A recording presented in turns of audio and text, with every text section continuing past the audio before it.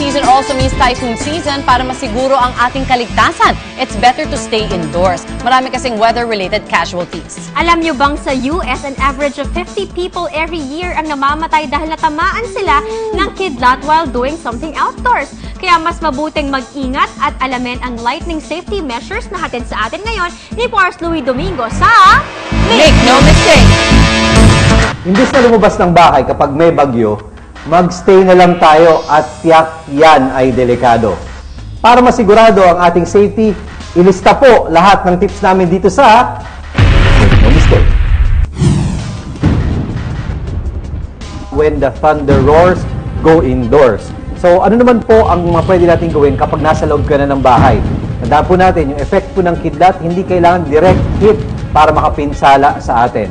Kung tumawag po ito just outside your house, ang safety precautions natin doon ay yung windows natin na glass, isarado po natin. This way, hindi po papasok yung ulan, and in case yung windows po mag-shatter, is malayo tayo doon sa window na yon.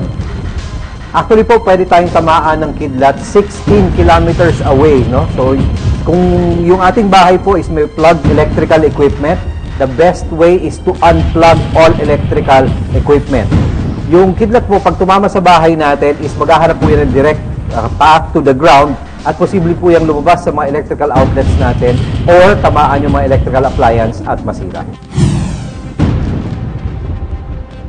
Kung kayo naman po ay nabutan outdoors, just make sure, di ba, na hindi ikaw yung highest point. Tandaan natin, mapupunta yung kidlat doon sa highest point dahil ito yung fastest way to the ground. From there, pag narinig nyo na pong kumidlat, pasok agad tayo ng bahay.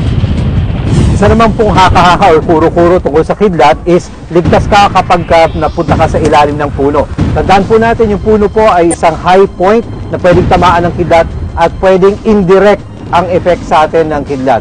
Lumayo po tayo sa isang ganon at seek po papasok ng bahay.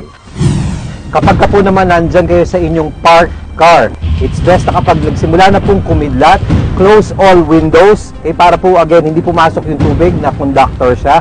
And then best na ilagay po yung both hands on your lap. Ito po sinisigurado natin na walang parts of your body touching any of the metal parts ng sasakyan.